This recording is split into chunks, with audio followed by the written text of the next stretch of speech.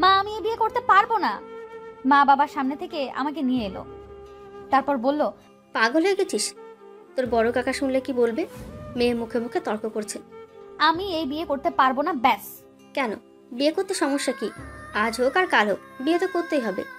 আর একটা কথাও বলবি না। আমি একজনকে পছন্দ করি, আমি এ ছেলে কেন অন্য কাউকে বিয়ে করতে পারবো না তাকে ছাড়া। আমার কথাটা শেষ হতে না হতেই বাবা আমার রুমে এসে আমাকে একটা থাপ্পড় দিলেন। আমি কল্পনাও করতে পারিনি যে বাবা আমার গায়ে হাত তুলতে পারে। আমি হা করে বাবার মুখের দিকে তাকিয়ে আছি, চোখের পানিগুলো কোনো বাধা মানছে না। বাবা রেগে গিয়ে মাকে উদ্দেশ্য করে বলল, তোমার মেয়েকে বোঝাও একটু, ওনারা আংটি পরিয়ে দিয়েছে, এখন এসব বলে লাভ নেই। আমি ওনাদের কথা দিয়েছি 2 দিন পর বিয়ে। ছেলে 1 সপ্তাহ ছুটি নিয়ে এসেছে, এখন কোনো অনুষ্ঠান হবে না, শুধু রেজিস্ট্রি করে রাখা হবে। ওরা আজকেই করতে চেয়েছিল, কিন্তু আমি 2 দিনের সময় নিয়েছি। আমার একমাত্র মেয়ের বিয়ে একটু অ্যারেঞ্জ ম্যারেজ না করলে হয়? বাবার মুখে কথাগুলো শুনে আমি থপ করে বিছানার উপর বসে পড়লাম। কোনো কিছু বলার শক্তিটুকু হারিয়ে ফেলেছি। বাবা এভাবে আমার বিয়ে ঠিক করে ফেলবে আমি কল্পনাও করতে পারিনি। বেশি বাড়াবাড়ি করলে কালকে আমি বিয়ের ব্যবস্থা করছি।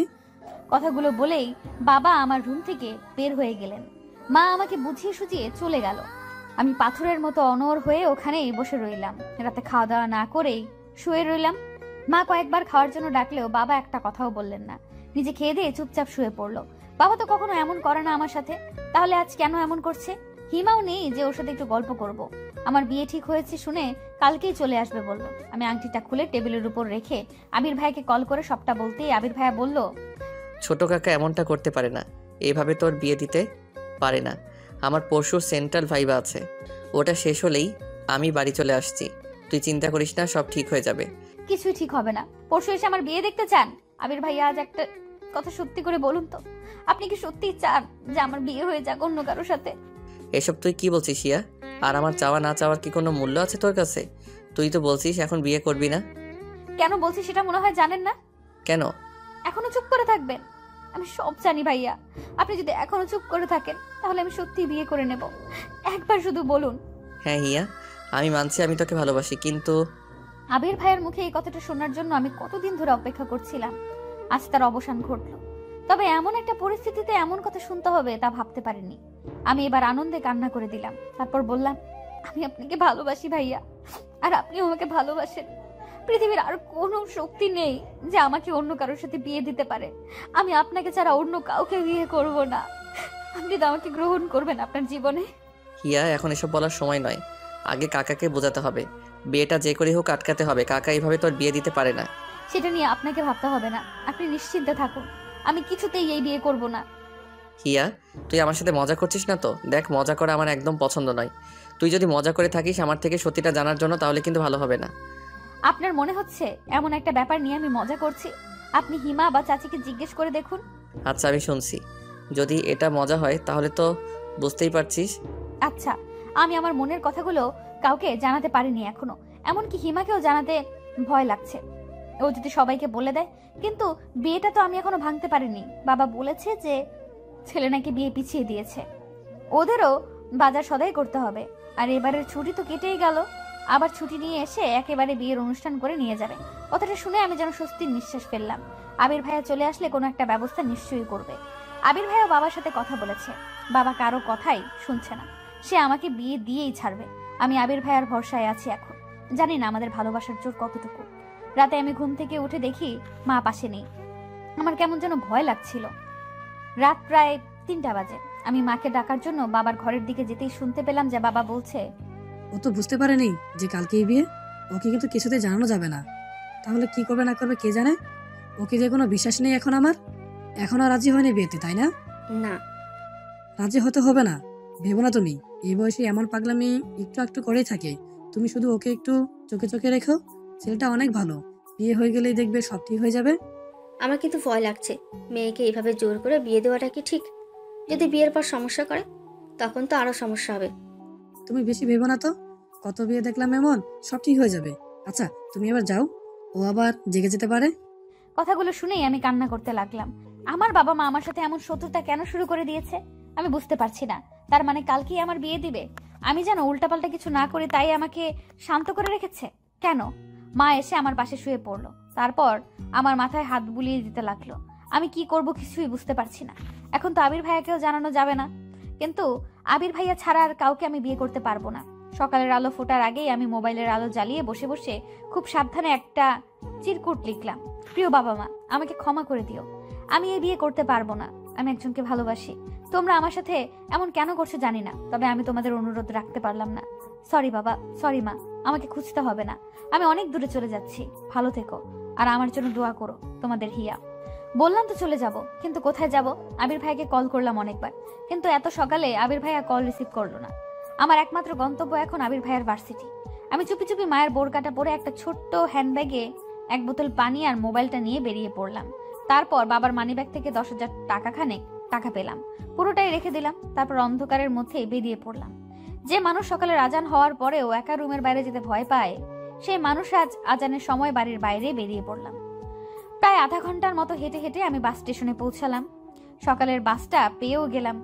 শহর আমাদের গ্রাম থেকে ততটাও দূরে নয়, 2 ঘন্টার মতো সময় লাগে। আমি বাসে উঠে স্বস্তির নিঃশ্বাস নিলাম। তার মানে এতক্ষণও চিঠিটা মনে হয় কারোর হাতে পড়েনি, নইলে এতক্ষণে এখানে লোক চলে আসতো। আমি অবশ্য বোরকা পরে থাকায় কেউ দেখলেও চিনতে পারছে না। এই যা বাচ্চা। বাস চলতে শুরু করলো। আমি আরো কয়েকবার আবির ভাইকে কল করলাম, কিন্তু রিসিভ করলো না। আমার পাশে এক মধ্যবয়স্ক মহিলা বসেছিল। উনি নিজের ফোনটা বের করে আমার দিকে বাড়িয়ে দিল। কোথায় যাবি মা? আমার মেয়েকে একটু কল দিয়ে দিবি? দেখ, রিতা লেখা আছে। আমি কোনো কথা না বলে চুপচাপ ফোনটা নিয়ে ওনার মেয়েকে কল করে দিলাম। কিছুক্ষণ পর উনি নিজের ব্যাগ থেকে পাউরুটি আর কলা বের করে খেতে লাগলেন। তারপর আমার দিকে একটা রুটি এগিয়ে দিয়ে বলল, নে মা, রুটিটা খেয়ে নে, আমার ছেলে কিনে দিয়েছে। আমি কি আর এত খেতে পারি? আমি না করা সত্ত্বেও জোর করে আমার হাতে ধরিয়ে দিয়ে বলল, বুড়ি বলে আমার হাতের জিনিস পছন্দ হচ্ছে না? বয়স হয়ে গেলে সবাই ঘৃণা করে। বলেই অভিমানে উনি রুটিটা আমার হাত থেকে নিয়ে আবার ব্যাগে রাখতে যাচ্ছিলেন। আমি ওনাকে খুশি করার জন্য রুটিটা ওনার হাত থেকে নিয়ে খাওয়া শুরু করলাম। এতটা রাস্তা হেঁটে ক্ষুধাও পেয়েছিল। রুটিটা খাওয়ার সাথে সাথে আমার কেমন যেন ঘুম পেতে লাগলো। আমি চোখ দুটো বন্ধ করে ফেললাম। এত সকালে উঠায় হয়তো ক্লান্তিতে এমনটা হচ্ছে। তারপর আমার আর কিচ্ছু মনে নেই। আমি চোখ খুলে নিজেকে হসপিটালে আবিষ্কার করে অবাক হয়ে গেলাম। আমার ফোন, ব্যাগ সব কোথায়? আর আমি হসপিটালেই বা কি করে আসলাম? আমি আশেপাশে তাকিয়ে আরো অনেক লোকজন দেখতে পেলাম। বোঝাই যাচ্ছে যে এটা কোনো সরকারি হাসপাতাল।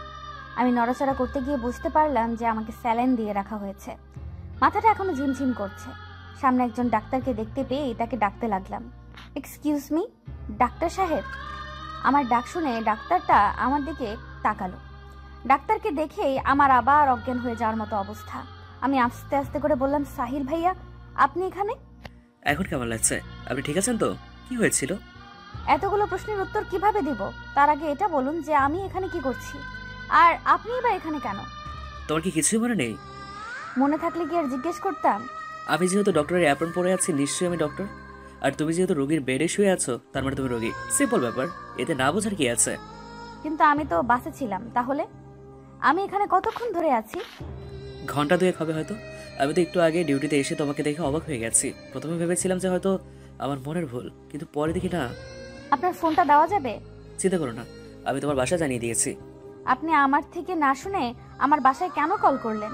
হাউ স্ট্রেঞ্জ, আমি আপনার উপকার করলাম আর আপনি আমাকে এভাবে বলছেন? জানেন, আপনাকে যে মেডিসিন দিয়ে অজ্ঞান করা হয়েছে তা অতিরিক্ত মাত্রায় ব্যবহার করলে মৃত্যু পর্যন্ত হতে পারে।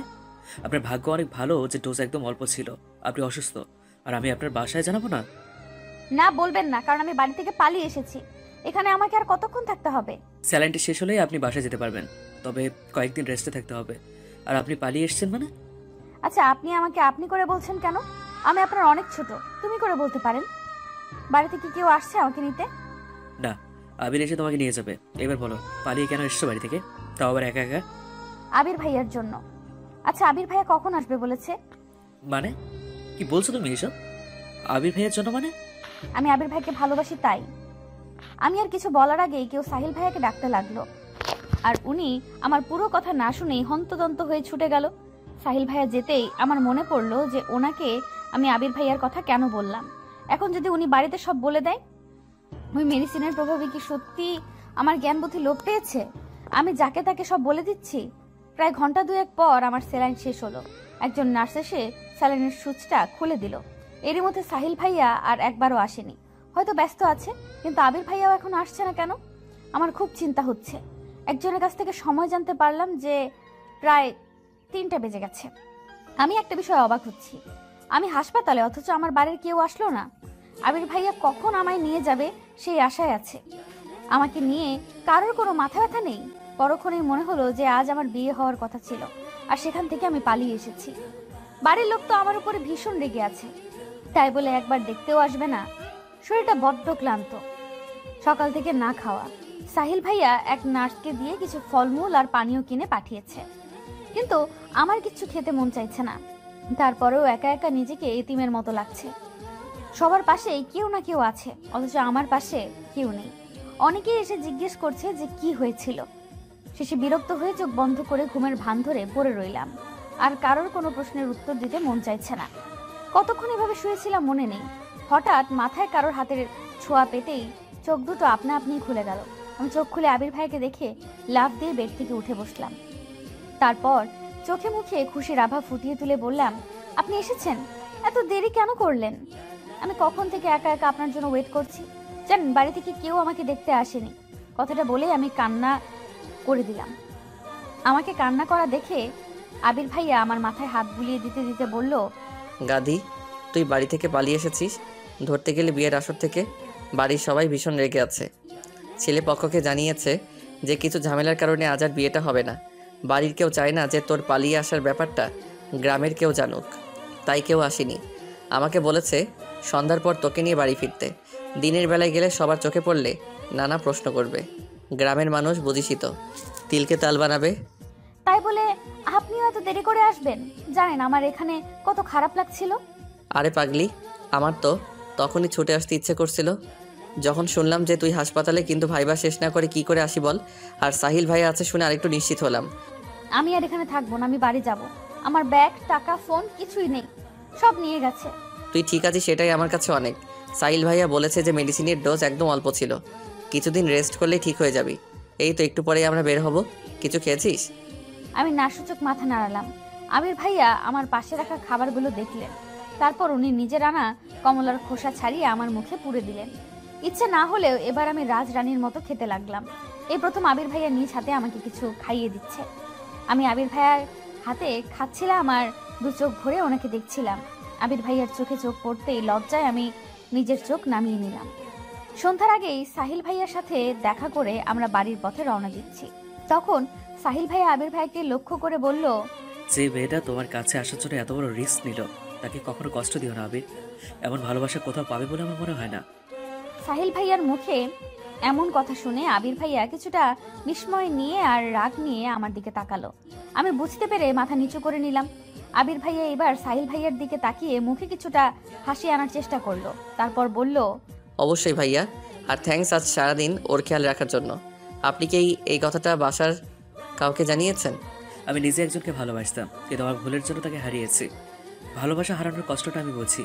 চিন্তা করো না, আমি কখনো তোমাদের বিপদের কারণ হব না। আর কোনো হেল্প লাগলে আমি আছি।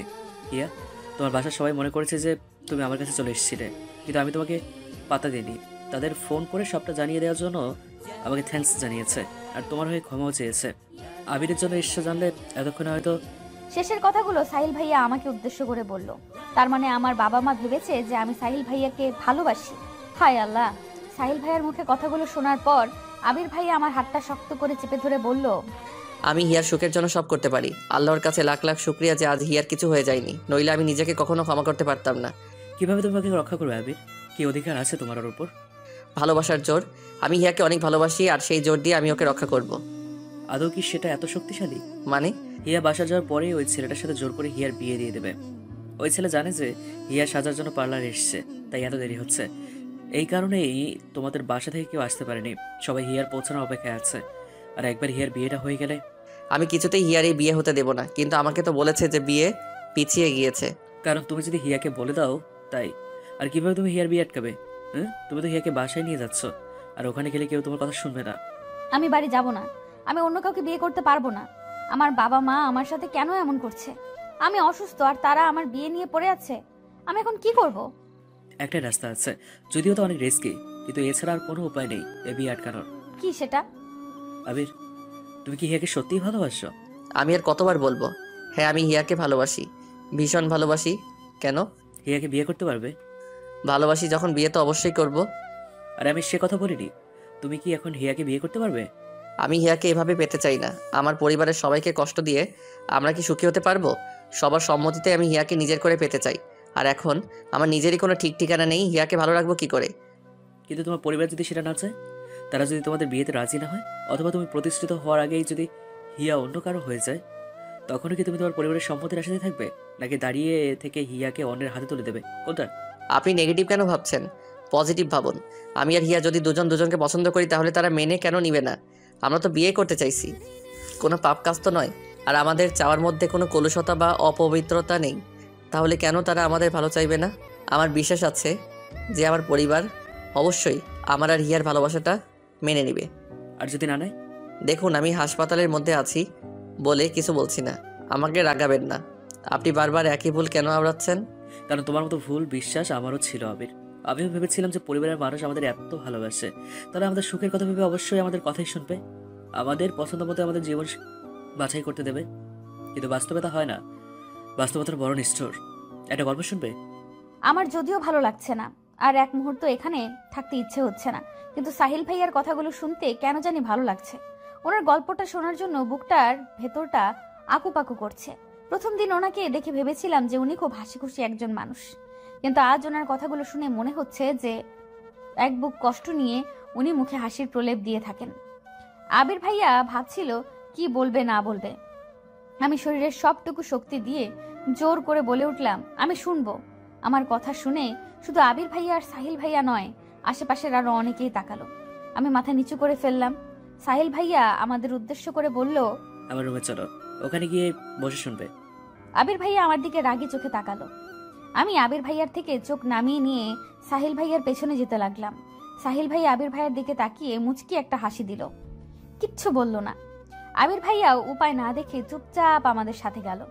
সাহিল ভাইয়ার রুমে বসার পর উনি ওনার গল্প বলা শুরু করলেন। অনেক বছর আগের কথা, আমি সবে কলেজে ভর্তি হয়েছি। সেখানে পরিচয় হয় আমাদের কলেজের ম্যাথ স্যারের মেয়ে অরুণিতার সাথে।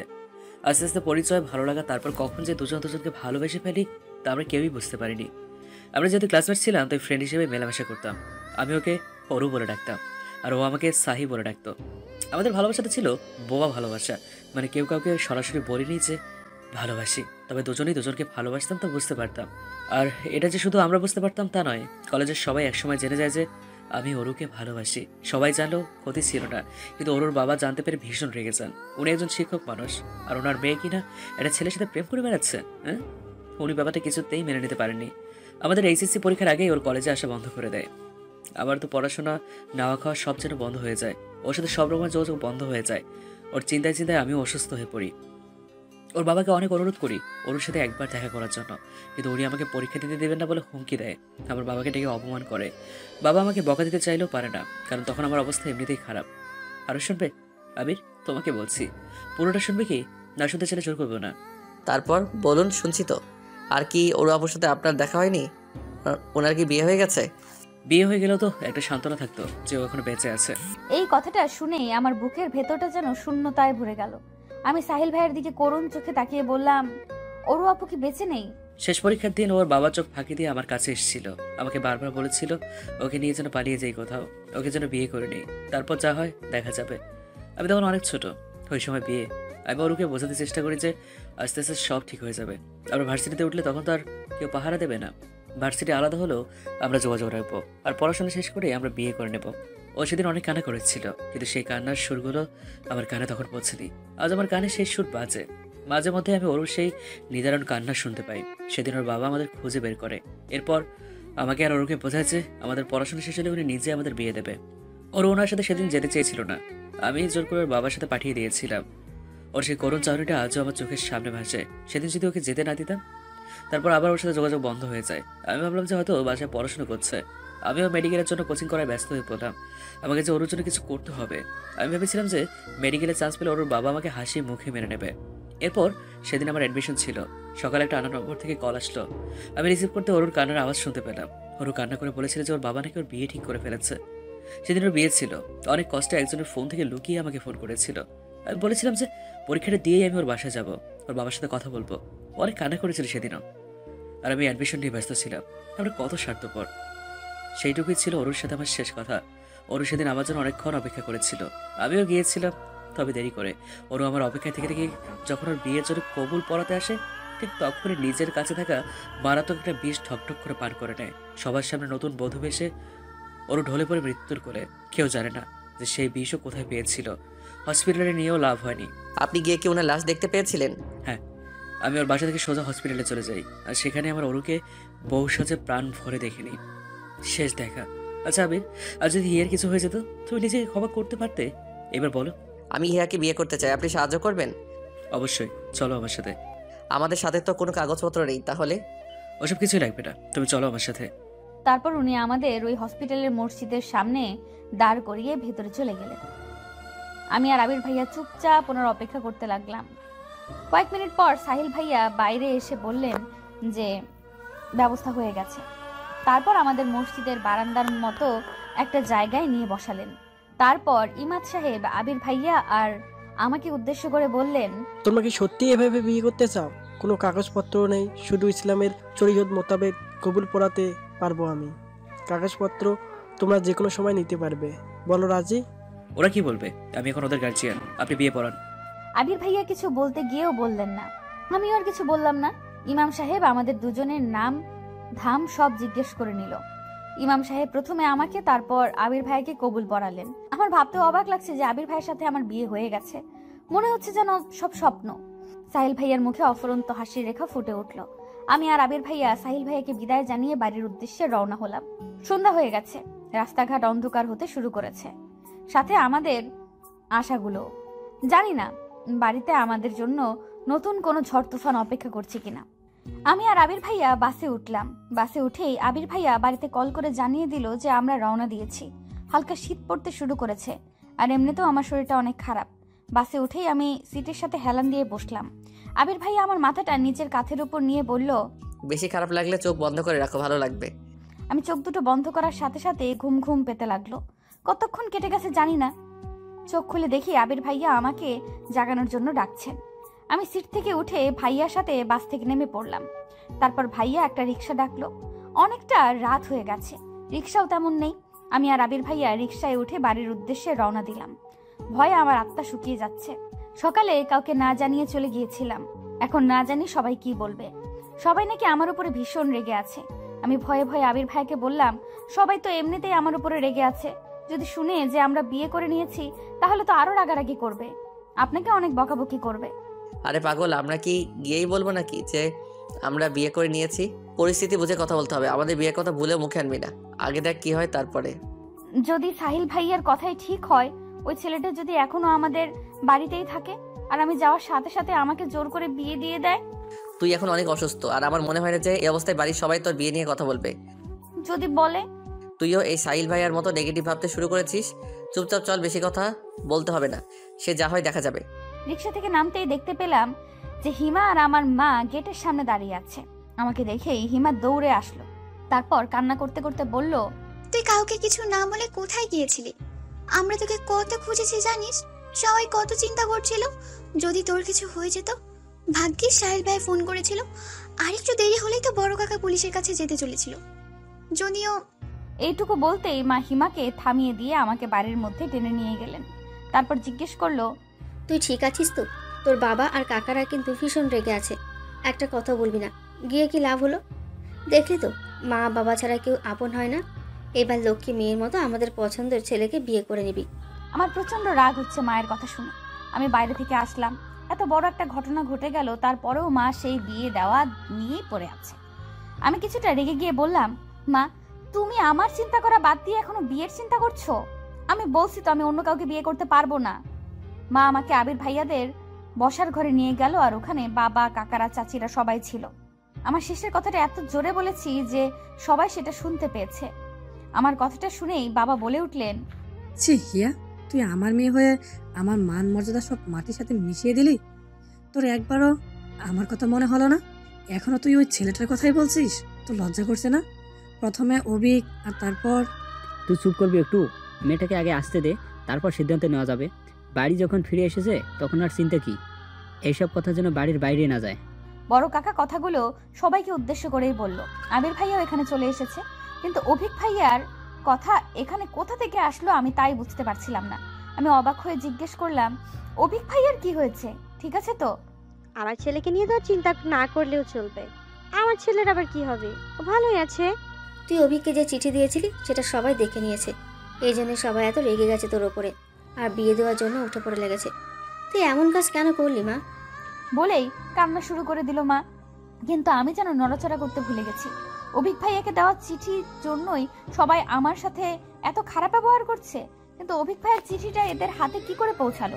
অভিক ভাইয়াকে দিয়েছিল নাকি বাড়িতে রেখে গিয়েছিল সেটা দেখেই, কিন্তু এরা জানবে কি করে যে চিঠিটা আমি লিখেছি? তাহলে কি হিমা নিজের বাঁচার জন্য? এইটুকু ভাবতে আমার পুরো পৃথিবী শূন্য হয়ে গেল।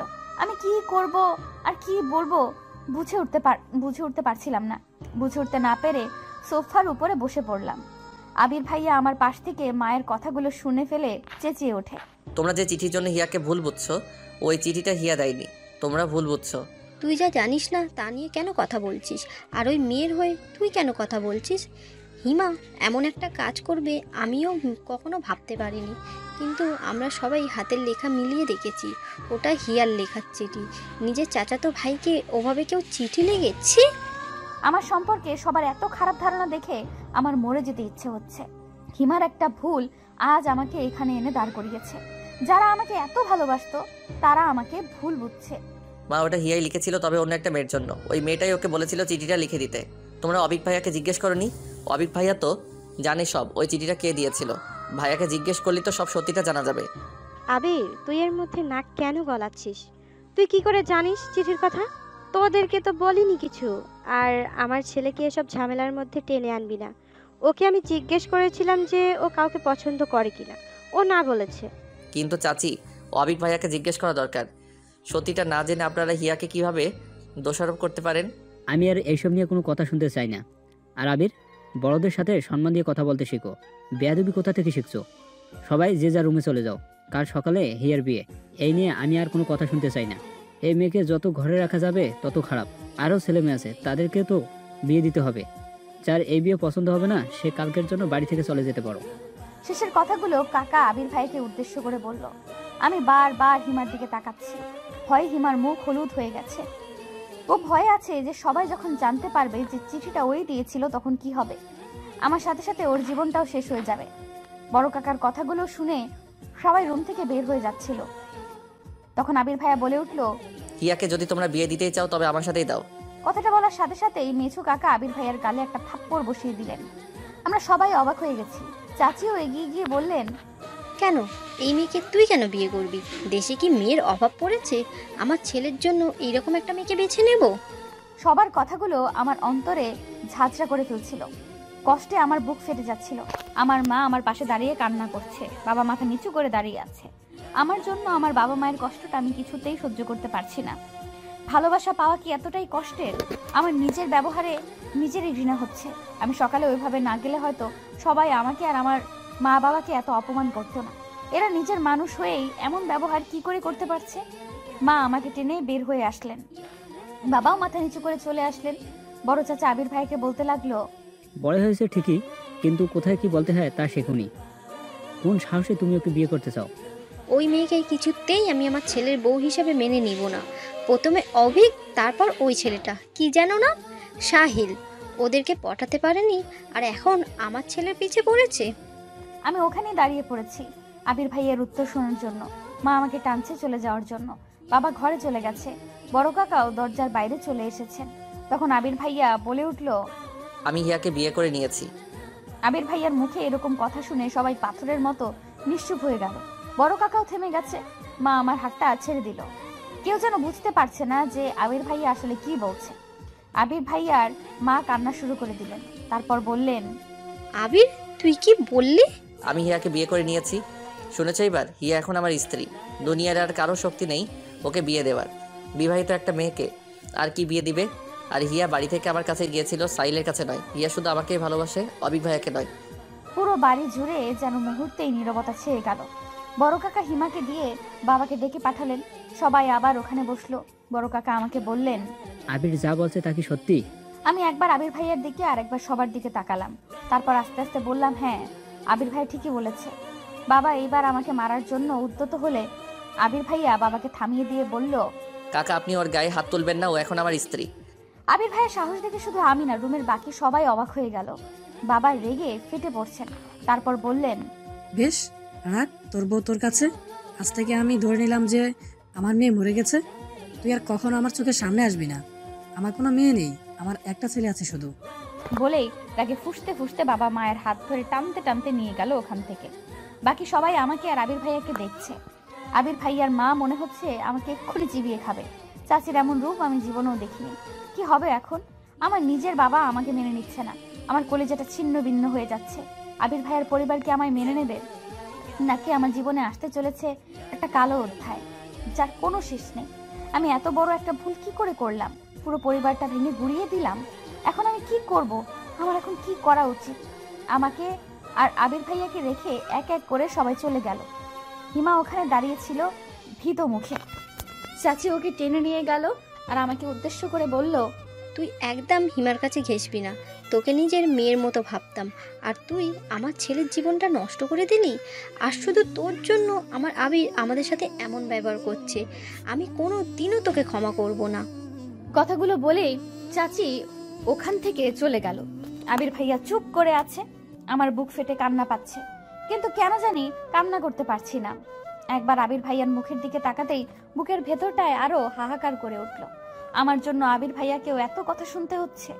আমি যেন এসব আর দেখতে পারছি না। খুব ইচ্ছে হচ্ছে এখান থেকে দূরে কোথাও চলে যেতে, যেখানে এই পরিচিত মুখগুলো অচেনা রূপ থাকবে না। সবাই বের হয়ে যেতেই আমি ছুটে আমাদের ঘরের সামনে গিয়ে দরজা ধাক্কাতে লাগলাম আর শুকনো কণ্ঠে মা বাবাকে ডাকতে লাগলাম। আমাকে ওভাবে ছুটতে দেখে আবির ভাইয়াও আমার পিছু আসলো।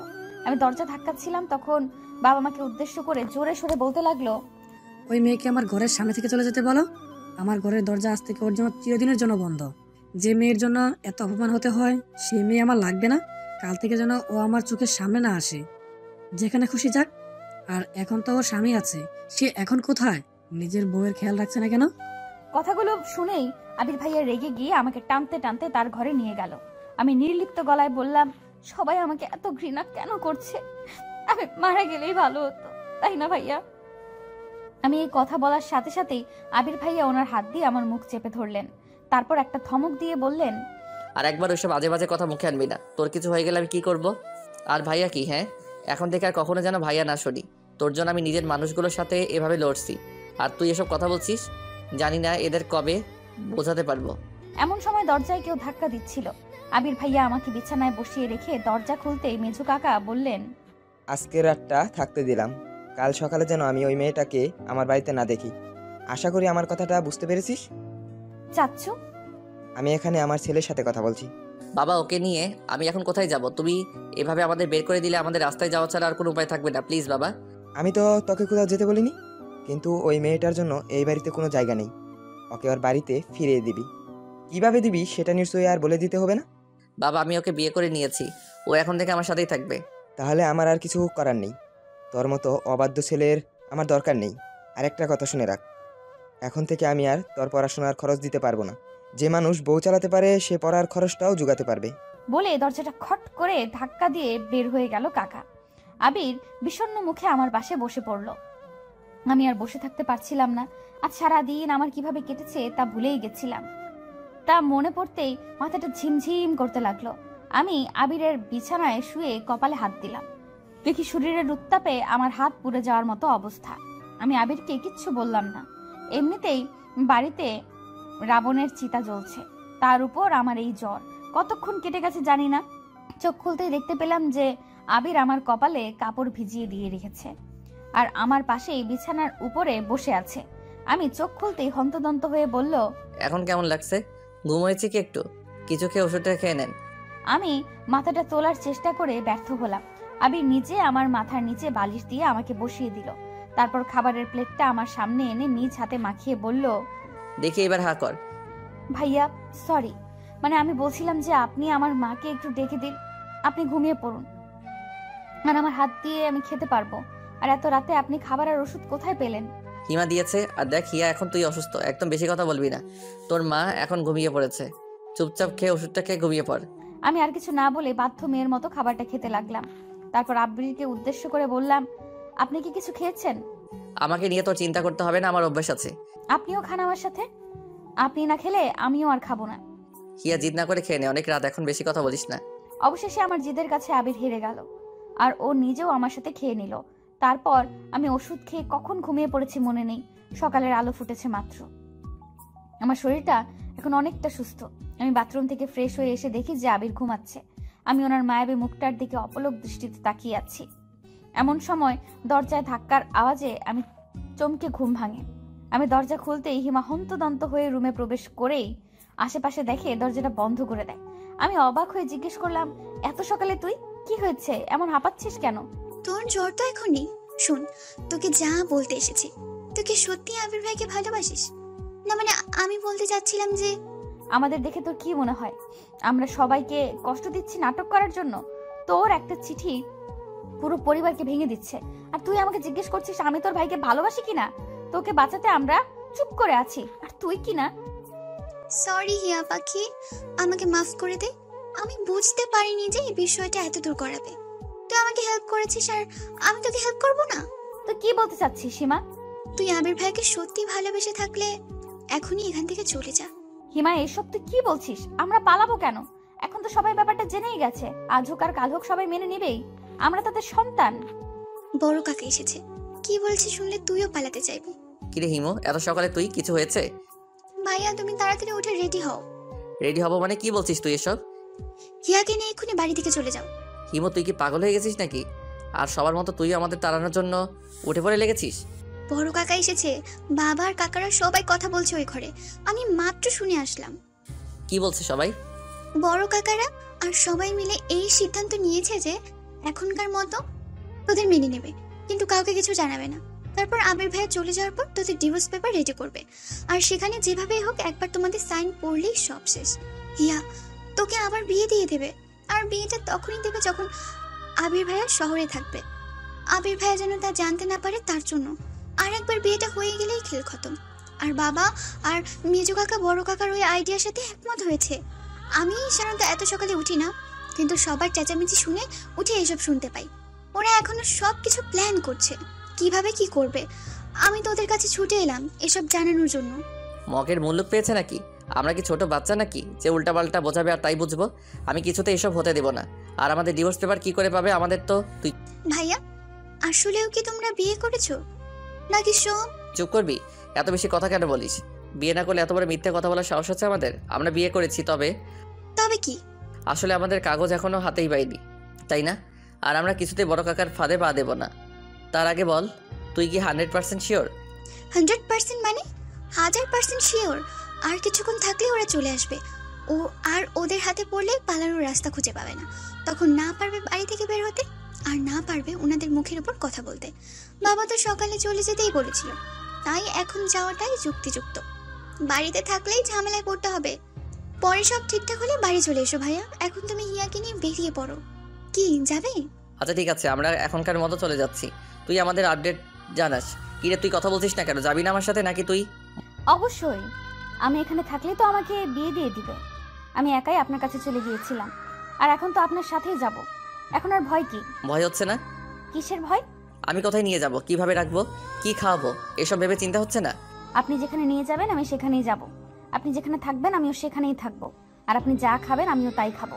কষ্ট হলে সহ্য করতে পারবি? আপন মানুষদের থেকে এত কষ্ট যে মেয়ে হজম করতে পারে, সে অন্য যে কোনো কষ্ট হাসি মুখে বরণ করে নিতে পারে। আপনি শুধু আমাকে এখান থেকে দূরে নিয়ে চলুন। আমি আর এদের এমন ঘৃণার চাহনি সহ্য করতে পারছি না। আমি হিয়ার ঘরে যাচ্ছি, ওর কিছু প্রয়োজনীয় জিনিস নিয়ে আসছি। সবাই এখন বসার ঘরেই আছে। তোমরা তাড়াতাড়ি রেডি হয়ে নাও, বেশি দেরি করা যাবে না।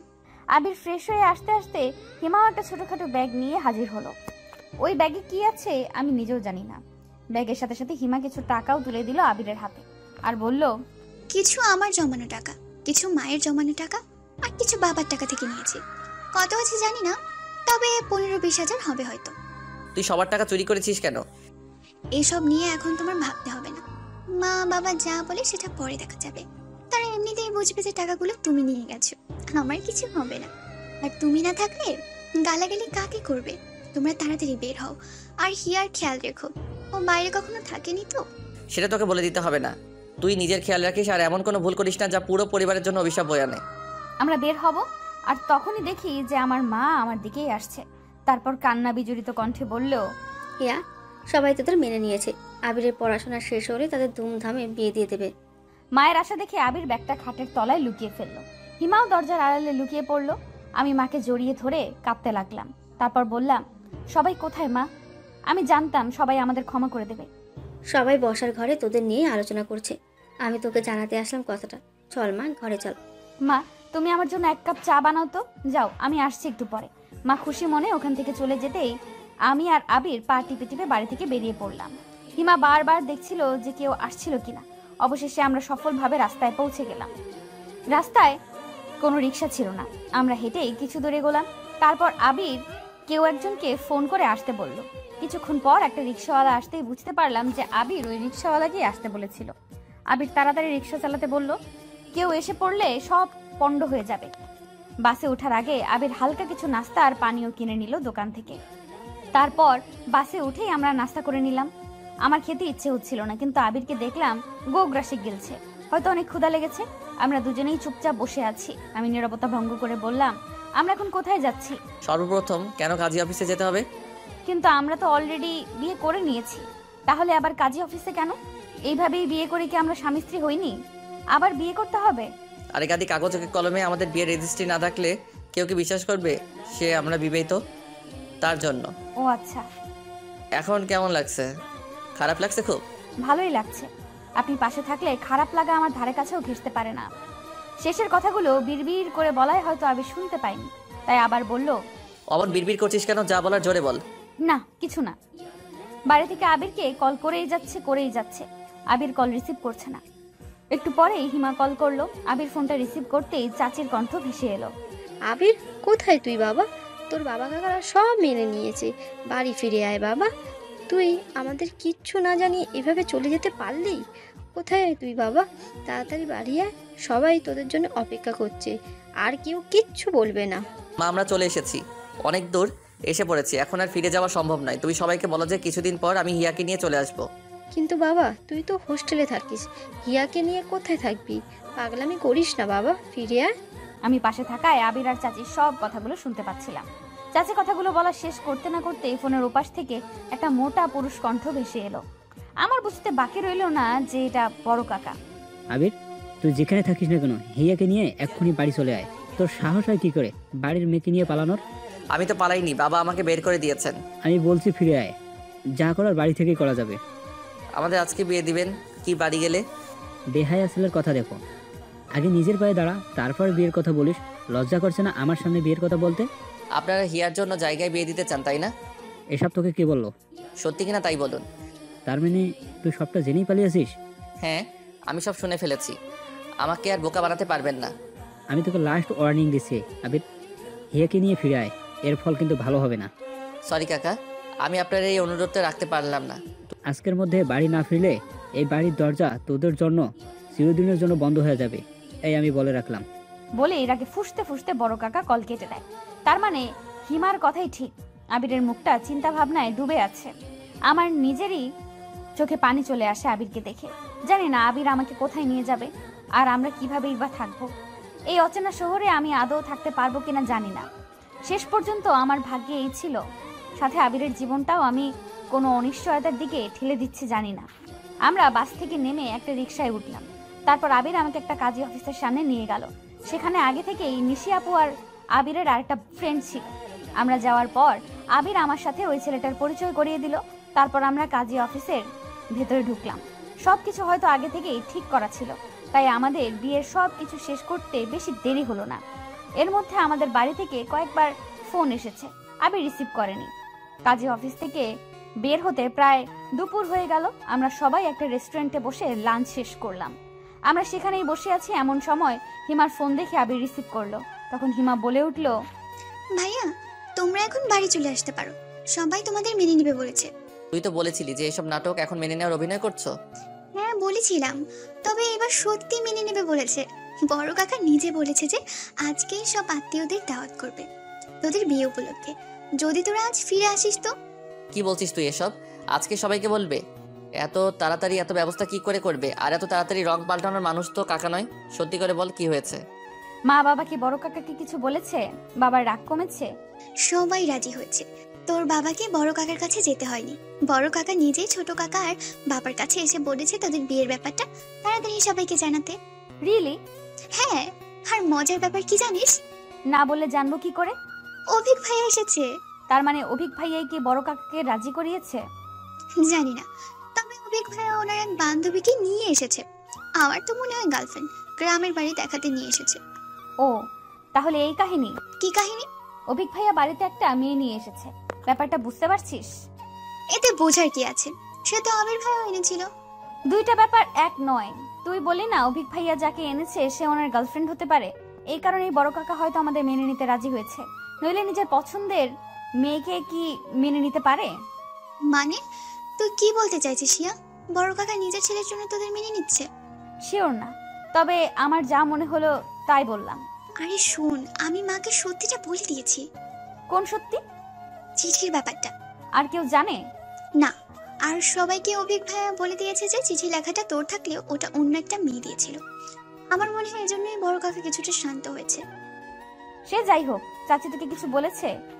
বকাঝোকা করলো অনেক, তারপর তোর কথা বলে অনুশোচনা করলো। নিজের মেয়ের দোষের জন্য তোকে কত কথা শোনালো। আমি হিমাকে বিদায় জানিয়ে কলটা কেটে দিলাম।